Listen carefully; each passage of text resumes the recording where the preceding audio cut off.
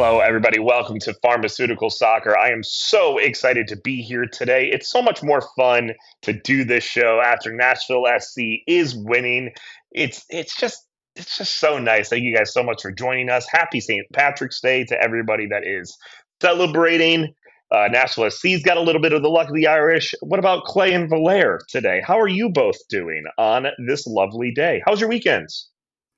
Really good stuff. Got to, I guess, celebrate St. Patrick's Day with some friends. Really, I mean, I don't know. We just kind of had a couple drinks and whatnot. We had some original plans, but the weather didn't didn't allow for that. Now, I don't generally celebrate St. Patrick. Not.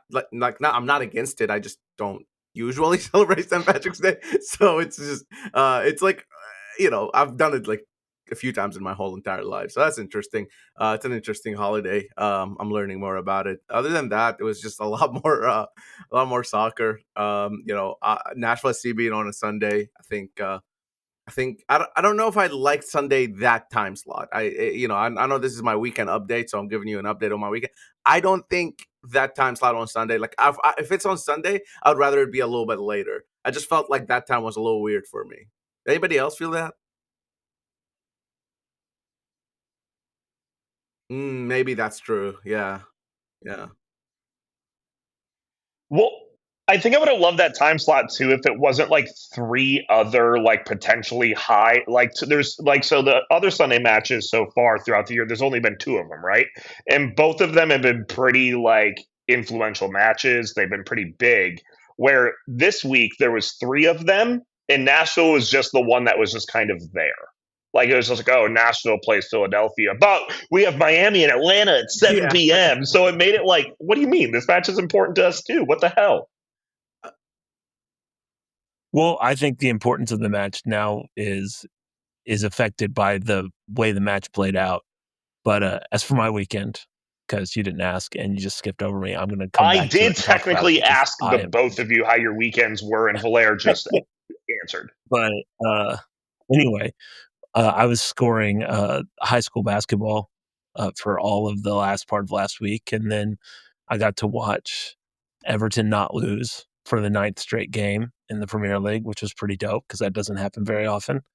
And I got a new cell phone for my wife and I, so we had a great weekend and got to see a good Nashville result. First time they've had consecutive wins since September, so you know I'll take that. Yeah, That was great. besides, not it's been a really good weekend for me as well. Besides, unfortunately, my other team not doing terrific in comparison to Valaire's team in England.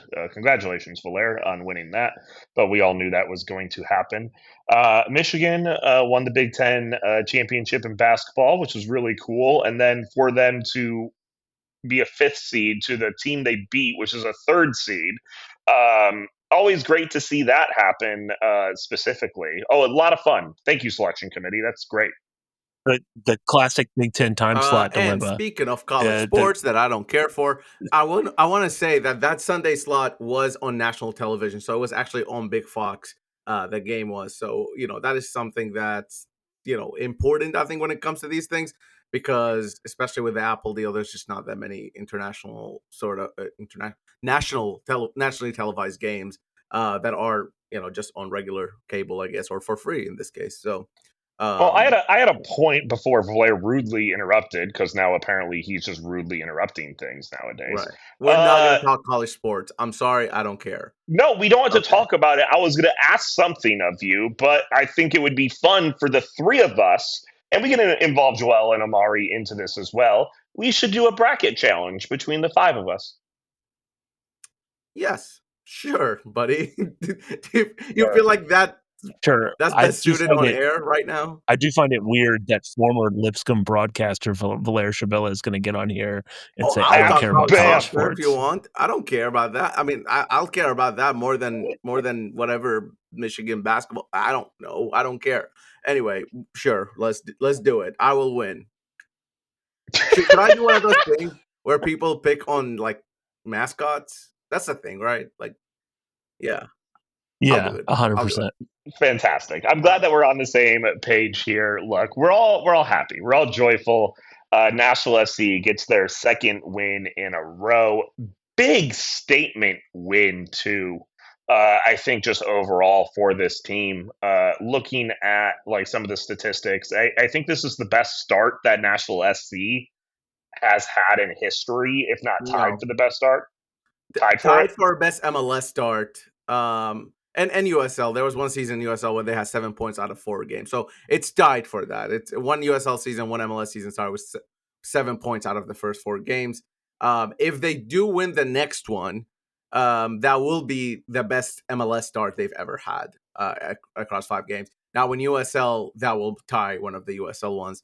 This is very confusing. If they win the next game, that'll be the best MLS start they've ever had. Yes, correct.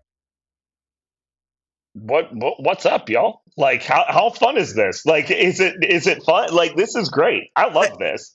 I don't want to be like raining on anyone's parade, but like I do want to keep things intact. That like this is just 4 games into the season, and if I'm gonna be the voice of reason here, then let me be, and I'll let Steven go crazy and have fun and go celebrate winning the trophy. But What has I happened to very you? listen. There is a level of celebration or at least positive outlook that you need to look into. And I think that is something I'm not one of those people that's like you shouldn't celebrate any wins until you win the championship. That's BS.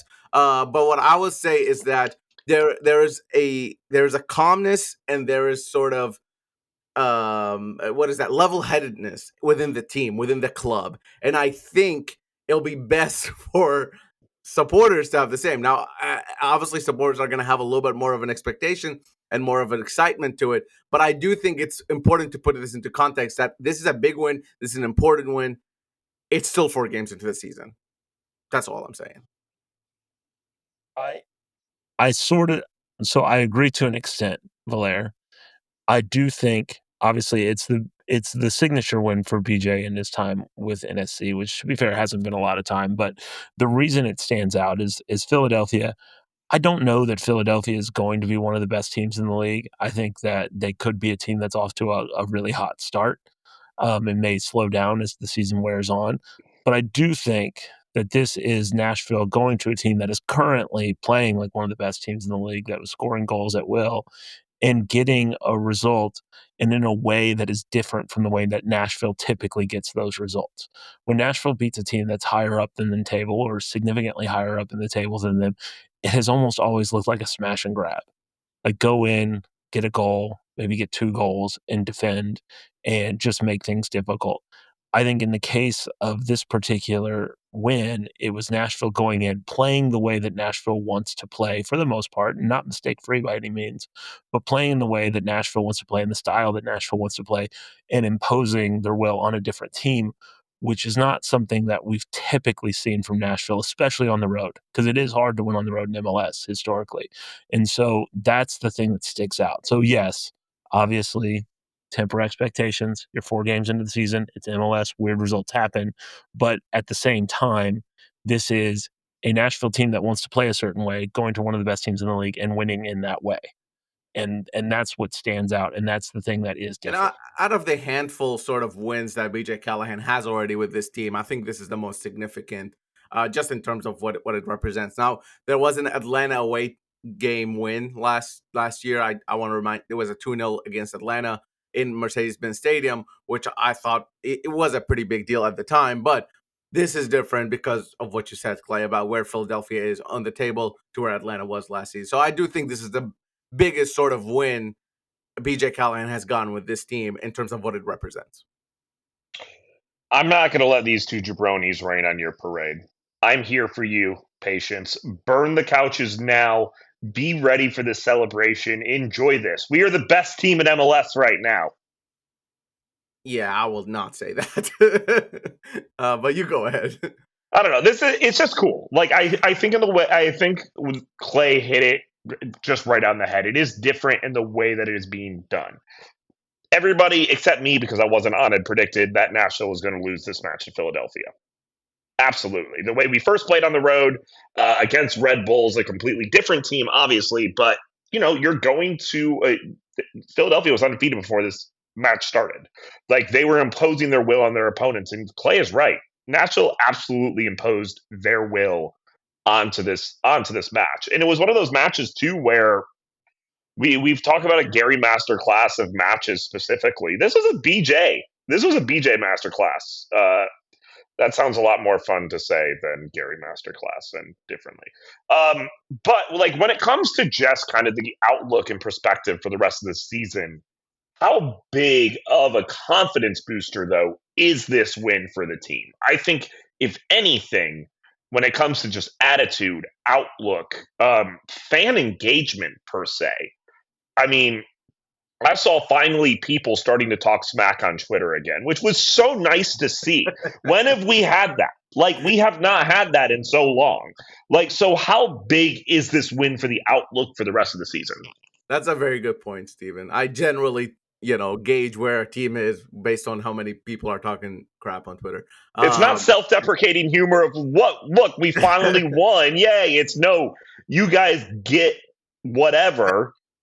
I will say this. In terms of what BJ and every player we talked to has been saying for the first 2 games of the season, even though the results were in there, which was a draw against New England at home and a loss in New Jersey, they were saying that the process is working, that the improvement is there, and that they have full trust in the system and in the process, and this will come, the goals will come, and the wins will come, and they said that almost verbatim. So this is not unexpected necessarily. It is nice that Nashville fans get to experience it, but obviously, again, fans are a little bit more reactionary than the players, and I think the coaching staff should be or are. And I think when you look at what they were seeing and doing within those first two games, this is nothing different. This is just things happening for them. So when you look at that goal that was closely called off against New England, in addition, players are getting better. They're gelling better together. Obviously, that's going to add to it. But when you look at that goal in New England, at Red Bulls, they scored a goal that was called for offside.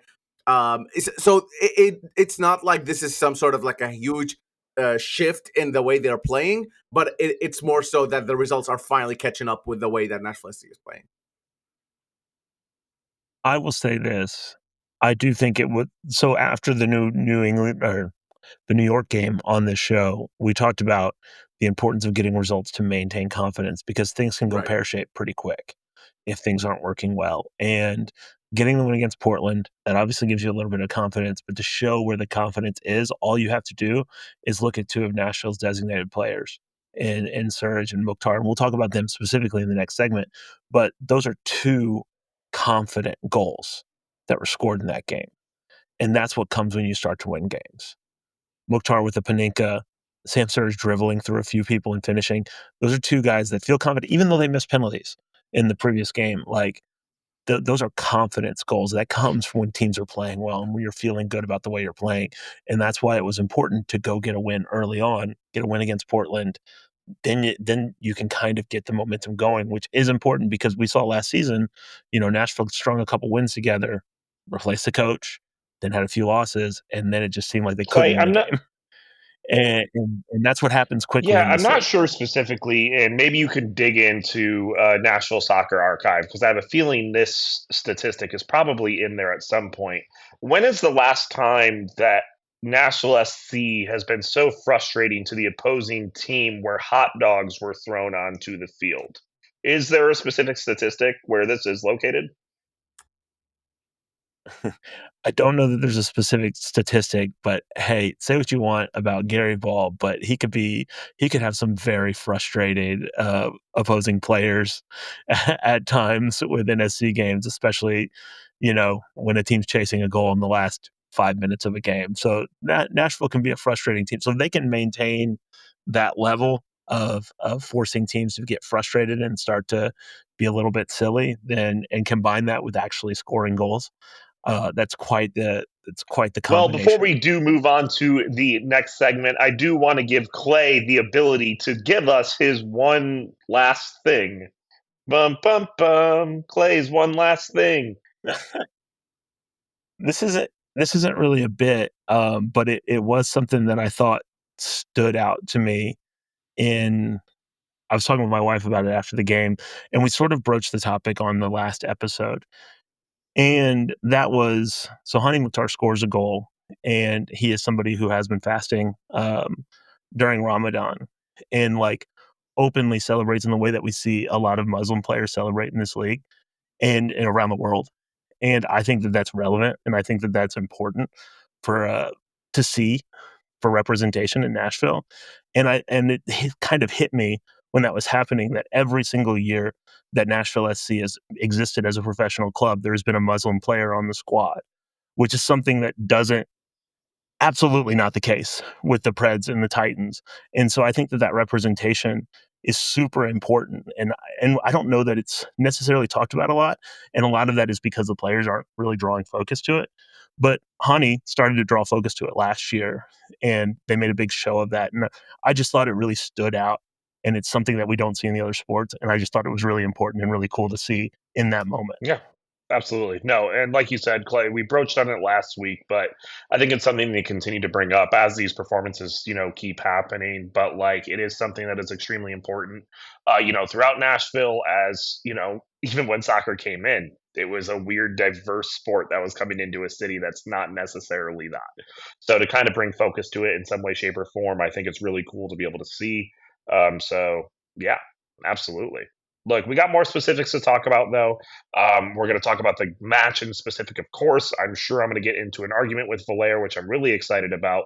And we're going to do that next, right here on Pharmaceutical Soccer. We are back right here at Pharma Soccer on Twitter, Facebook, and Instagram. You could also check out our website at 615soccer.com. I've had a lot of fun over the past couple of weeks. I know we talked about it last week as well, but the match day discussions on Discord have been so much fun. It's been a really good time just celebrating this kind of form with everybody. So please make sure you do check out 615soccer.com. The content there has been terrific. Valair, I really do appreciate the weekly updates. I think that is super cool. Like the ability that I get an email every single week. I don't have to pay attention to every single topic discussion thing, but I can get a weekly roundup of the things that happen. So shout out to you and Ben for putting that together. 615soccer.com. Also, pharmasoccer.com if you want to take a look at our merch and learn more about our podcast and see where you can subscribe to us. Subscribe to us wherever you are, wherever you go, wherever you get your podcast. And if you're one of the lucky ones who does subscribe to 615 Soccer paid membership, you will get the video form of this podcast, which is something that I know a lot of people enjoy. So yeah, $7 a month is not a whole lot considering where things are in this economy. But look, $3 a month will also get you access at least to the Discord, like Steven was saying, which it has been popping, I would say, since Nashville SC has been much better than they used to be. Are making economy jokes during an advertisement. I do love it and appreciate it. So yeah, check that out. But anyways, look, we need to talk specifically about Nashville and their form and their winning, getting a 3-1 win. I almost said 2-0, 3-1 win in Philadelphia with goals from Surridge, of course, Hani Mukhtar's penalty, and Qasem getting another goal as well. There's not a lot to talk about with the lineup. It was the same lineup going in. I think we expected that lineup to kind of be the case. I think it's nice, though, to see Schaufelberg be on the bench and kind of be included in the team. I think that was one of the surprises I was really excited to see, but was kind of expecting the same lineup. When the match started, though, I was not necessarily expecting the output from the team. The plan was there in play, and it's been the same plan since the beginning of the season. I just was not expecting that execution in the beginning whatsoever. Well, I mean, it's one of those things too where you also have a situation where it's a different coaching staff, of course, but BJ Callahan intrinsically knows how Philadelphia is and wants to be, at least organizationally, even if it's not the same coaching staff. He knows those players better than a lot of people would know going in there. So that's a thing that can help out when you're game planning for a team, but also it's a confidence thing too. It is the team getting more confident in a style. And one of the things that really sticks out to me, and I think it's something that is really encouraging to see for a Nashville fan, is that this was kind of one of there's been so few games where we sat there and watched Sam Surridge be a DP forward, exemplary forward striker. Like he's not playing by himself really up top, but sometimes he is. And he was everything that you wanted out of a center forward. He's winning balls. He's you know, making the best of kind of a weird spot when he scored his goals. He's dribbling past people. He's involved in every part of the attack in a way that we haven't really seen him show.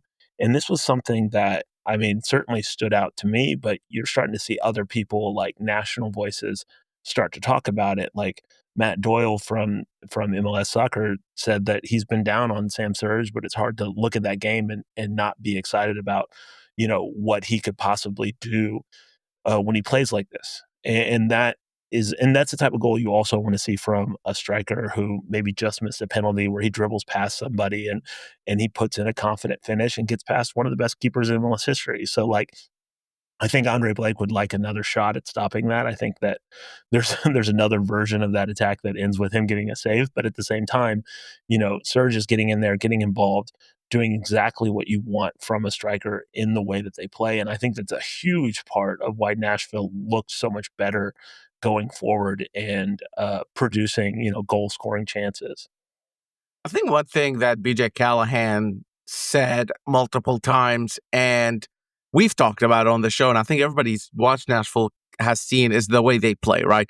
The way they play is different than Gary Smith or even BJ last year. It's this counter pressing sort of, aggressive principles of play that they have, that they implement.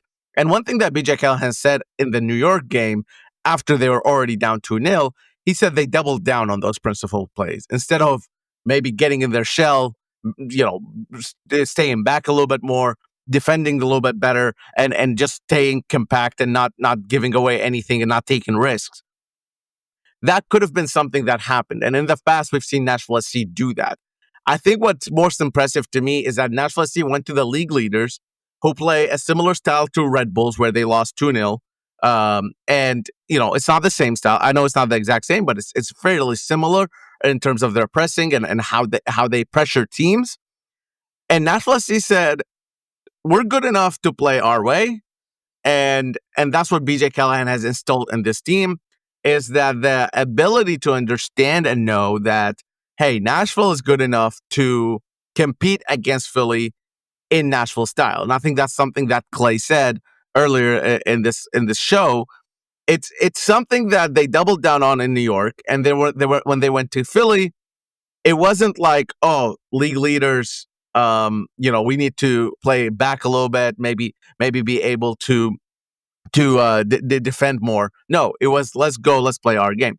Now, I will say this, there were some adjustments. Now, the principles of play, the ideas of the game, the concept of it all stays the same. Game to game is the same thing. You're repeating it.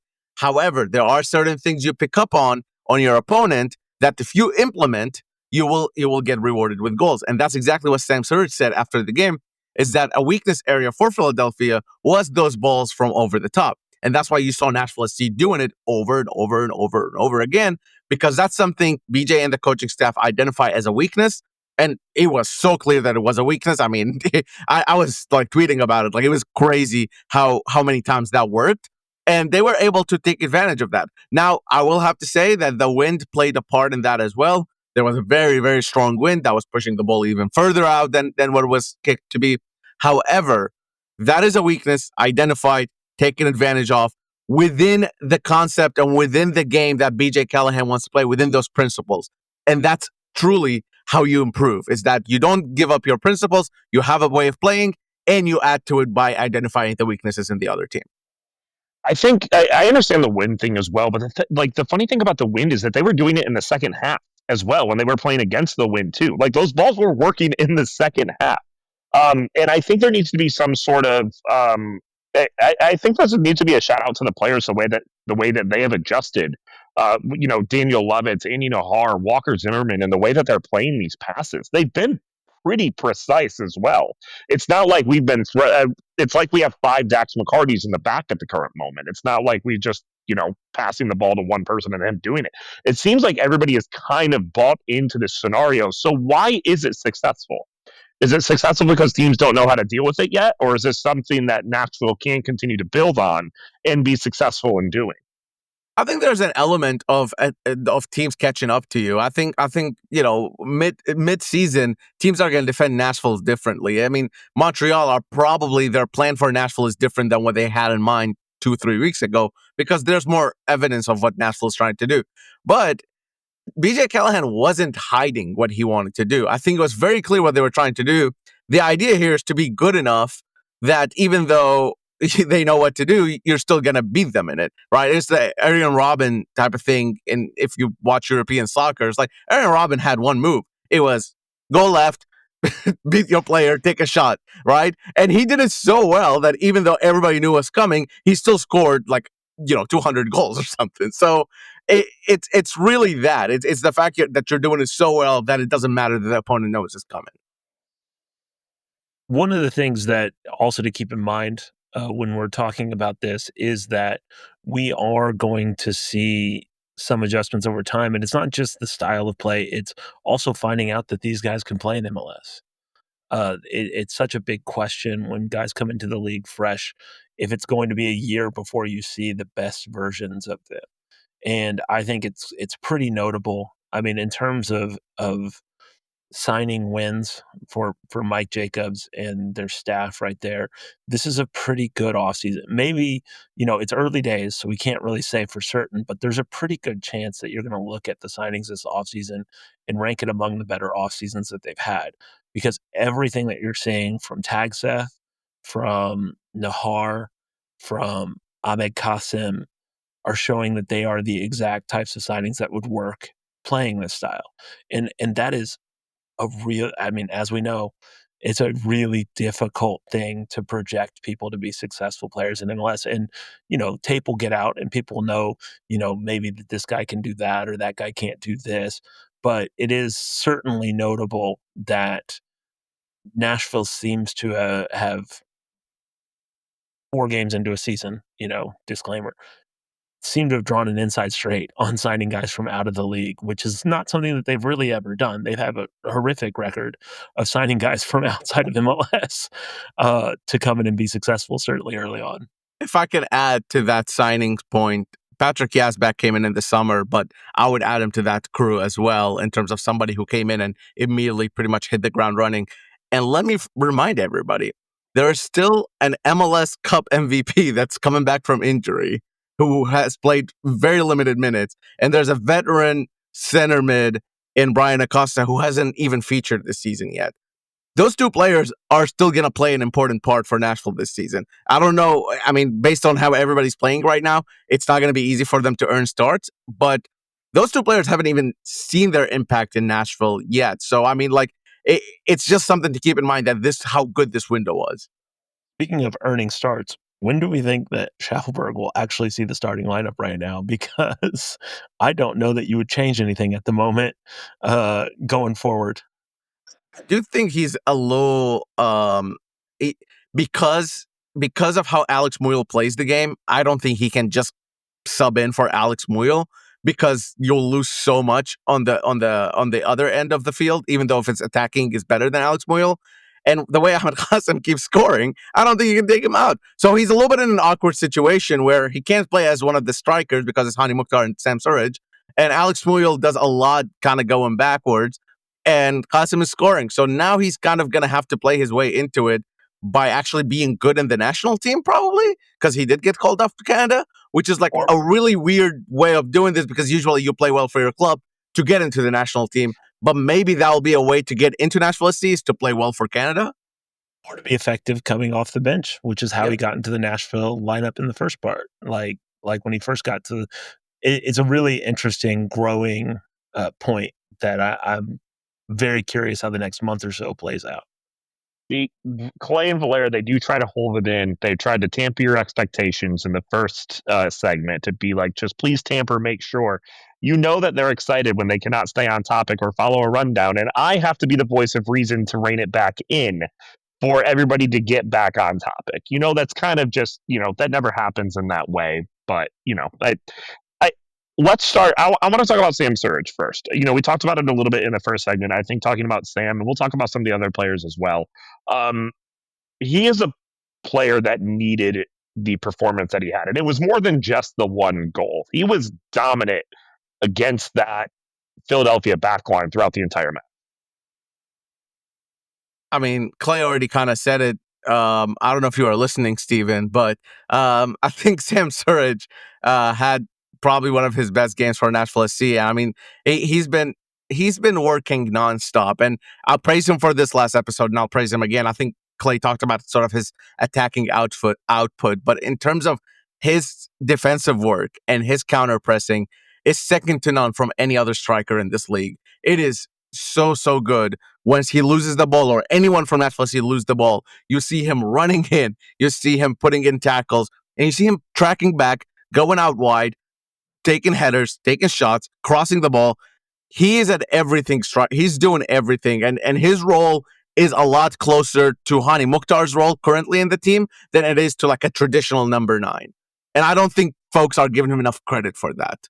And I do think it's also worth noting too, like, it's a DP that is putting in like a box-to-box midfielder level of work rate. Like, and that when your highest paid players, your star players, are working like that, sometimes it's a little bit annoying because you want them to get on the front foot and score a bunch of goals. But when you're seeing your high paid guys put in that level of work week to week, that filters all the way down. Like, that is something that everyone, from the senior club all the way through sees. And that's the type of thing that BJ is trying to do. It's not just a senior team, project that they're trying to do in Nashville. It is all the way down. And they want to see that work rate from the senior team to the U16s, and on down. And so when your best players are working like that, that's something that can be like fill up the entire organization. And I think that that's really a good thing to keep in mind when you see Surridge put in performances like that. And his second goal in 2 matches, Ahmed Qasem getting, his start, earning his start, getting his second goal for Nashville SC against Philadelphia. Is Qasem the coolest player that Nashville SC has ever had when it turns to just his operation? Like, that man just is cool, calm, collected. Like, it just seems like he does the coolest things with the ball, yet has no effort to it whatsoever. Like, his goal, that ball was just such a perfect placement for the goal. His move to start that whole production of play. Is he the coolest player that Nashville SC has ever had? He is the most calm person I've ever seen in my life. Not even I've never seen anybody more calm than him. I mean, I don't know. I don't know how you can play soccer that calmly. Like, I get on a pickup game at Centennial Park and I'm kicking people and screaming. It's And true. that's just like me on a random Tuesday afternoon. This man is out here playing professional soccer in front of fans and stuff, and is not even like sweating. You know what I mean? Like I don't know. I understand that's his job, and I understand that's what professional soccer players are supposed to do.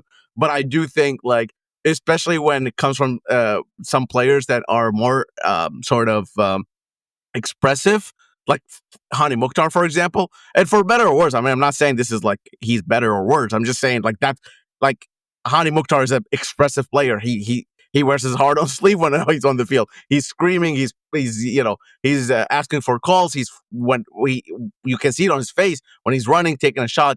Ahmed Qasem is not like that, and Ahmed Qasem is more reserved. Even press conferences, we spoke to him after the last game, and very calm, very collected, very quick to answer the question. And there was just not a whole lot of emotional response. And I think that showcases the character of somebody who knows what they're doing, and kind of been trained on how to play soccer calmly, but also when talking to the media and talking to talking to his teammates or whatever, that he puts in that effort. He thinks about what he's saying, and it's not some sort of an afterthought or just reacting out of emotion. Obviously, I was pretty high on Qasem coming into the league, as I was the one who said he would be a non-defeat all-star, even though Valaire is an Iraqi and did not say that. The thing that sticks One more out. thing. Sorry. That is a very Scandinavian thing, by the way, for Qasem to be like that. Like, I know his ancestors and his parents are from the Middle East, but like, it's the most like Scandinavian Swedish thing I've heard in my life. Well, Just so we're clear. as we all know, Eddie Tagseth is just a very level-headed, unemotional player. I'm just saying. But Yeah, look, but when you talk to Taxeth, his on the pitch, like level to his like off the pitch level is a completely different person.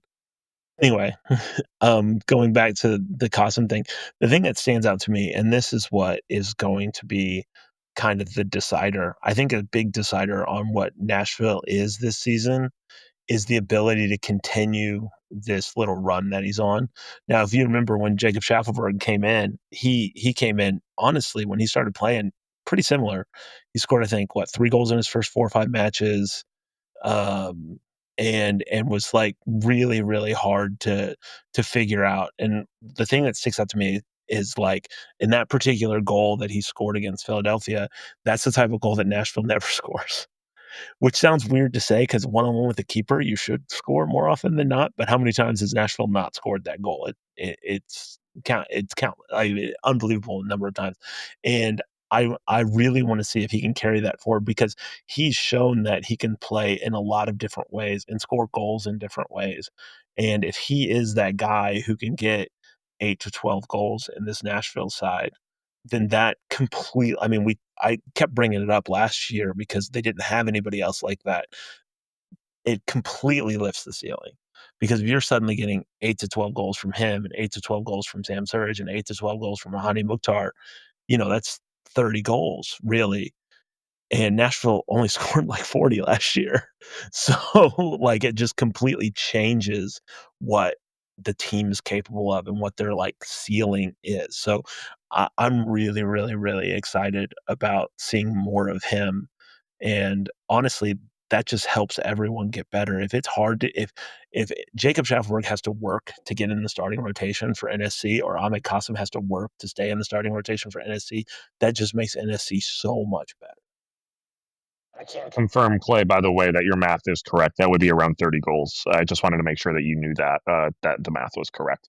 I think I want to talk about the midfield as well, because I do think it's very interesting to talk about Eddie and Patrick Yazbek kind of developing that relationship. It's interesting to me just because of the fact that this team doesn't necessarily flow through the midfield that much. They're not a team that is going to be building from the midfield specifically, yet Eddie and Patrick play such an important role in this squad, even though they're not building through that midfield. I I think it's fun to see their chemistry start to build. It's fun to see the way that they're starting to play. Why are they so important, even though the game isn't necessarily being built through them? So I will say this: what you saw against Philadelphia is not necessarily how Nashville wants to play, like 100%. I think it's very hard to build from the midfield when you have a team right on you the entire time. So, for example, if you go back to like the New England game, you'll probably see a lot more midfield passes, even though it wasn't those two guys. I'm just saying, when you look at Meyer or Corcoran, they had a lot more involvement in terms of building up. To where now but to where now against Philadelphia or the Red Bulls, you'll probably see less so of the midfield creating those chances. But what I want to talk about, and I know you want to talk about the midfield, Steven, but I'm sorry, but like I I tweeted about this morning on Monday morning about Andy Nahar and how impactful he's been in terms of Nashville's build-up play. He's been impactful in other areas of the pitch as well, but in terms of build-up play, he is leading Nashville in multiple categories in terms of build-up play. And I'm gonna pull up my exact tweet and read it to y'all. So it's he's leading Nashville in progressive carries. He's leading Nashville in carries into the final third. He's leading Nashville in progressive passes, and he's leading Nashville in take-ons, which is successful dribbles. That's Andy Nahar. That's your right back. So if your right back is doing all this to build up play, you don't necessarily need your defensive midfielders to be that build up. Now they are building up as well. They are taking their numbers are they're still progressing the ball and dribbling and everything like that. But for the most part, it's Andy Nahar and it's Dan Lovitz, to be fair, on the other side, also more so involved, especially in this Philadelphia game.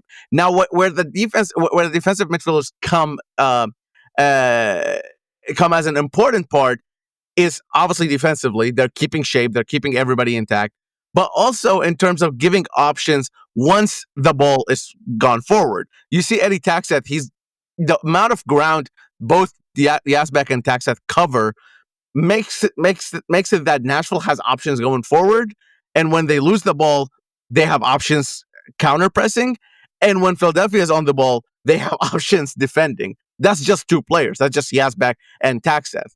But because of the amount of ground they cover, because of their speed, and because of who they are as a player and what their role is within the team, they are all over the pitch. And if you go and look at Nashville's most ground covered, it's those two probably every time they started a game. It's those two as the top two. Maybe Muyl will be in there as well, but it's those two almost always in the top three. I do love whenever they pull up the Eddie Taxeth heat map when Apple does, because they've done it for the past 3 matches so far, where it's literally just covered in gold the entire map. Like, just the amount of just absolutely, coverage on the pitch. And I think bringing up Andy Nahar and Dan Lovitz in the midfield conversation is acceptable, just because it almost seems like while Nashville has the ball, they are pretty much midfielders, which then it's crazy to see. I have a point when it comes to that to talk about the defense, but Clay, go ahead. Well, I was going to say, I mentioned the stat on the last show. Against Portland, there was an assist from a fullback to a goal from another fullback. Like, that is the clearest example of how forward they want their players to get. So I want to talk about something defensively, just because I do think Walker Zimmerman, if you do have to pick MVPs for the entire season at the current moment, I do think Walker Zimmerman does have to be up there as one of those people. Because apparently Walker Zimmerman can be comfortable defending all 4 defensive positions by himself. Is that why he's more comfortable at the current moment? Because he has a little bit more space to operate? Is it just him fighting for a contract year? What is his resurgence? Where is this resurgence for him coming from? So I don't think it's a resurgence. I don't think he has been, like, even when Nashville SC was bad, I don't think he was bad. I'll say this.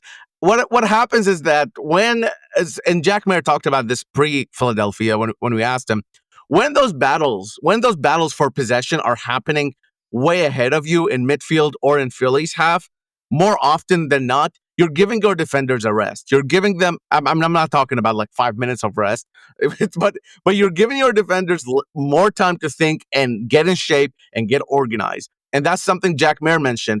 That time is valuable because Nashville SC is trying to win the ball way higher up. It's not constant pressure on your center backs. It's not constant pressure on your defensive midfielders.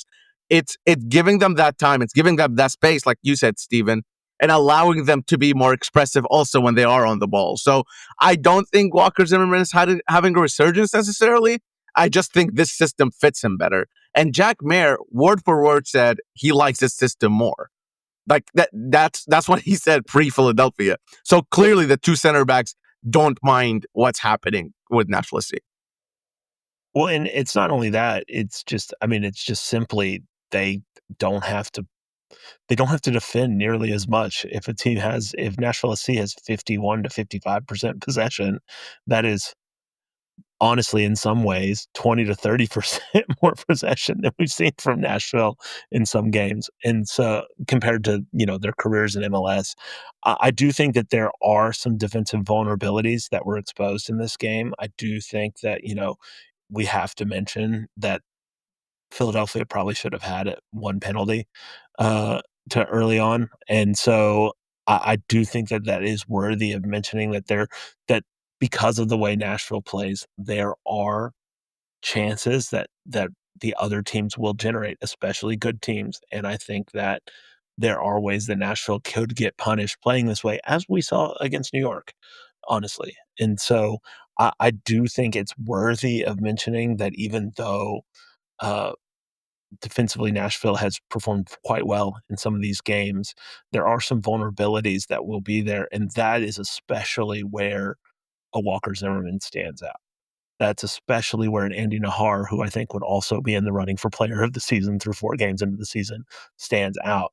And in this particular game specifically, that is where Joe Willis stands out. Because Joe Willis probably had one of his best ever performances with NSC over the weekend.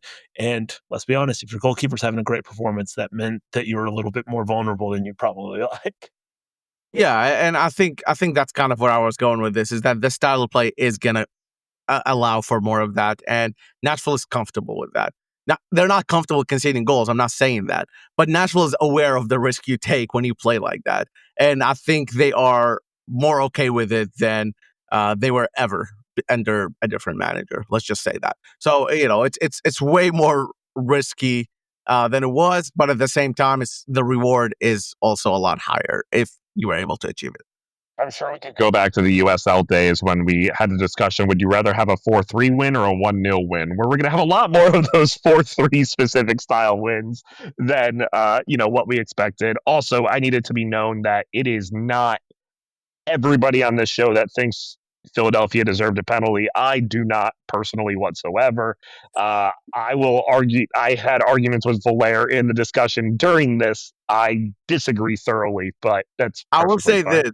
On the Discord, I went 0 for 3s in terms of penalties for the night, and 2 were on the Nashville game and 1 were on the Portland game.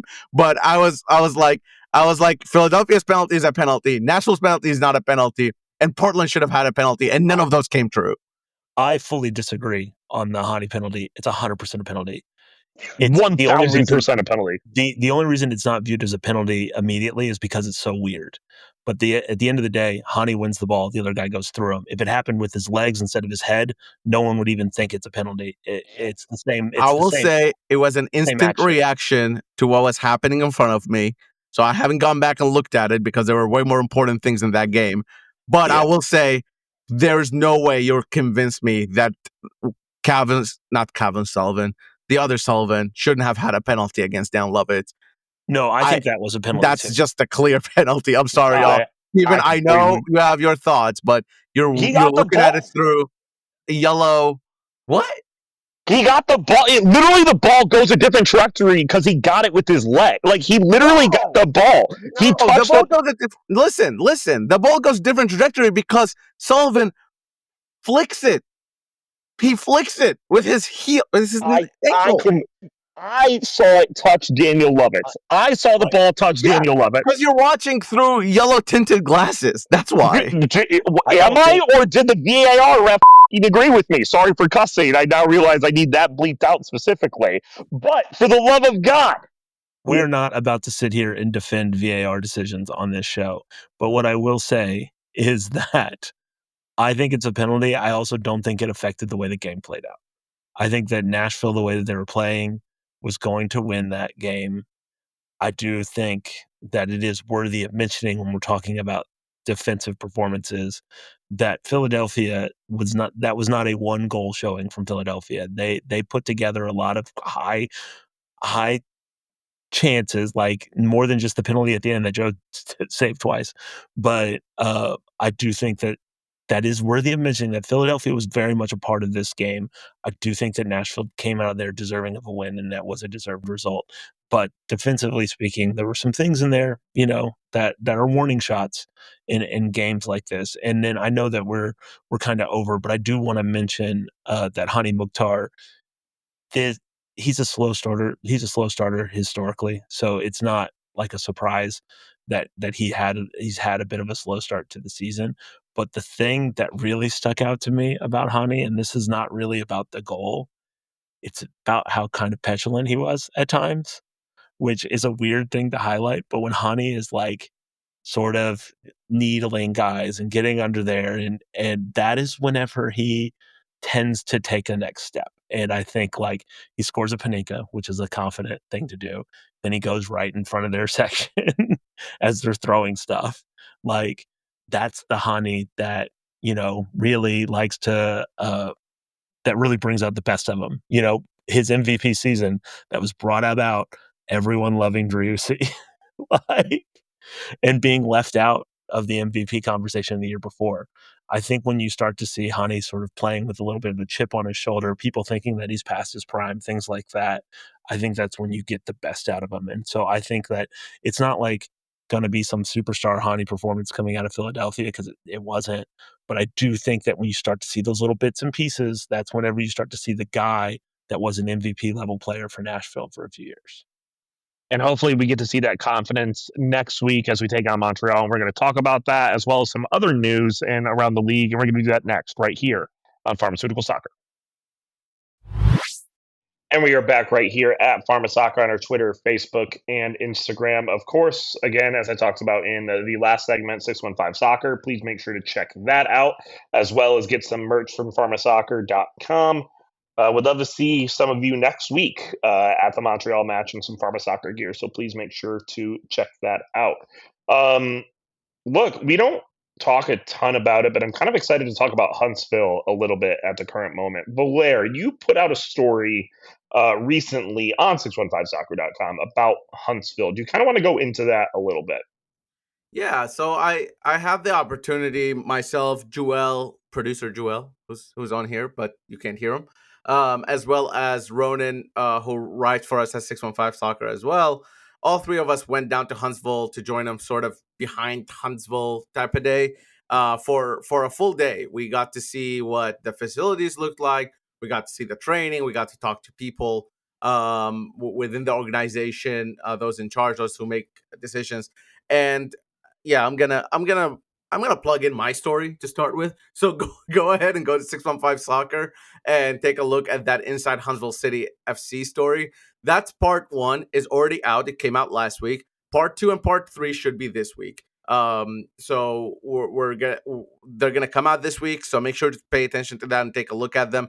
We go into a lot of details about what Huntsville City is trying to do, who they are, and what it actually means to be a second team playing in the third division, but in a market of your own, not an Atlas C2. This is a Huntsville team, right? So what does that actually mean, even though they are trying to produce players for Nashville SC? They started their season with a banger with a 4-1 win in Chicago against Chicago FC2.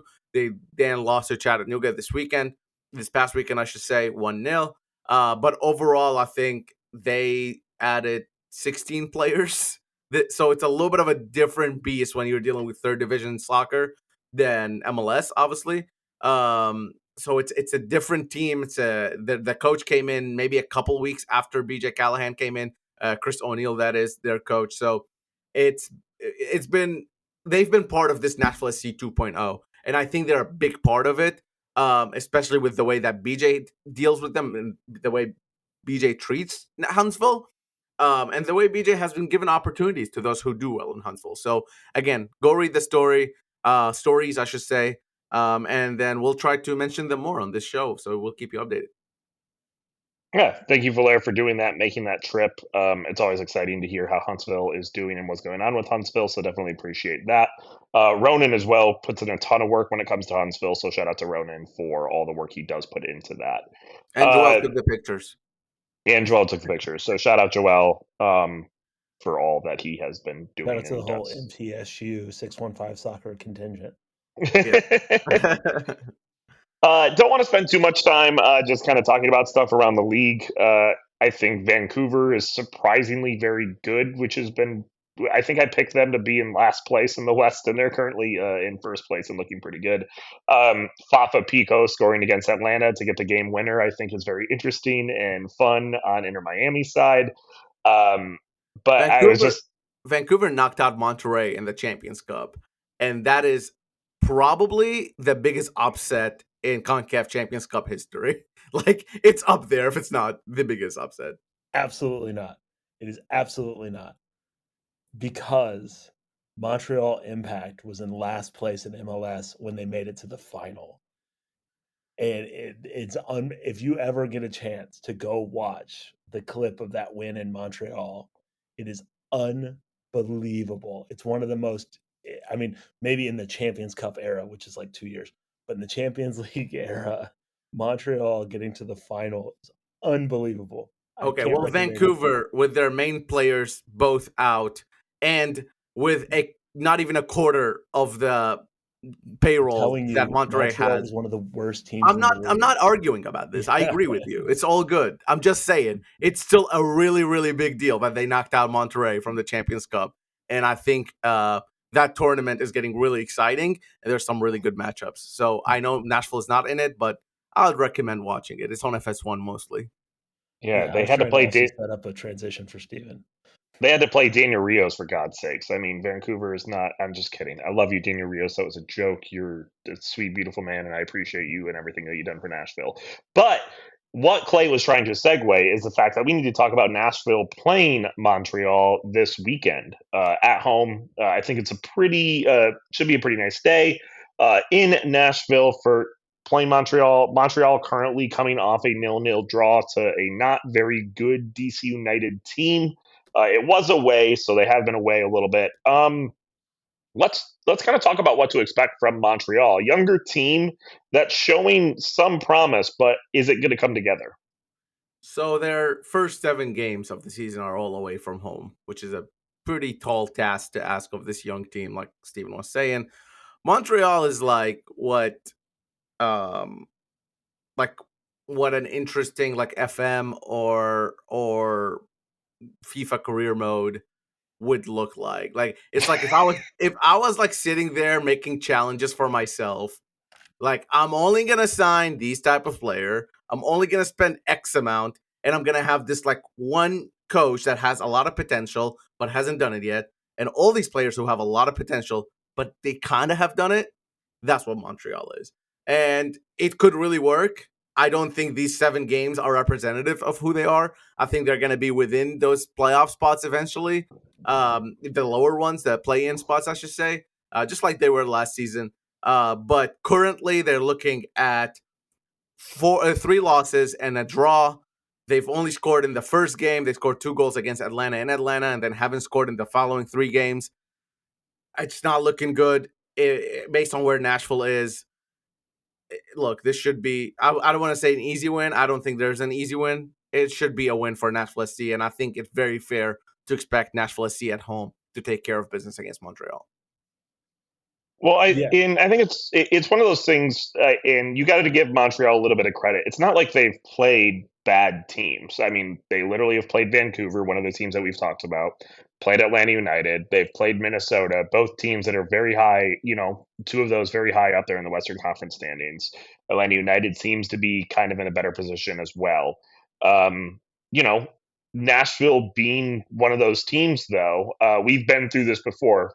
We've been through this a lot with teams that we should beat at home that we haven't beat, and one of them being Montreal itself.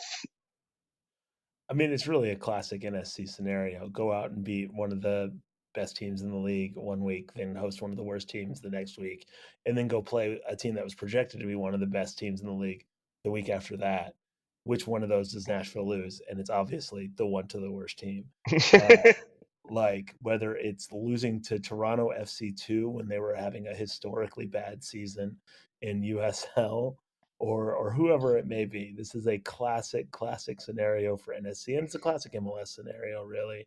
But yeah, this is a team. If Nashville is truly stepping forward, you get the big win, you get the plaudits from the big win, and then you go take care of business the next week.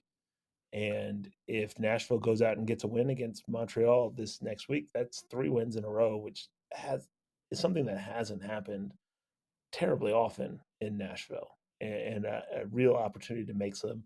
I mean, it's not like some extensive history to make some history for Nashville in tying the best start, through 5 games in the history of the club. So Clay, let's just keep it going, man. Give us your plugs, give us your predictions for this match that are here. Yeah, I think Nashville does it. I think they go out and win. You can follow me at Clay La Soul on Instagram and on Twitter. You can check out the Nashville Soccer Archive. I think that Nashville is going to get another 3-1 win. I think they're going to come out, and I think you're going to see a goal. I think you're going to see 2 goals from Hani Mukhtar, and I think you're going to see another one. I think Qasem's going to keep it rolling, and you'll get another Qasem goal. Yeah, I'm with Clay here. I think it's gonna be a win for Nashville as well. Montreal's going to come out and play. They're not going to come. They're not going to sit deep. They're not going to do any of that stuff that maybe New England tried to do.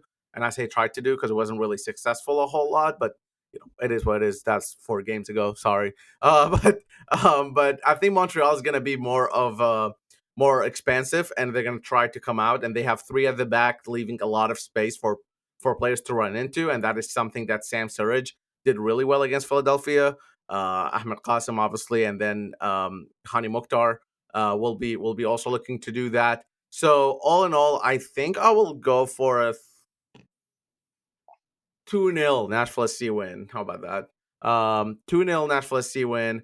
And I think it's going to be goals by Sam Surridge and a goal by Eddie Taxeth. Let's do that. That's my prediction.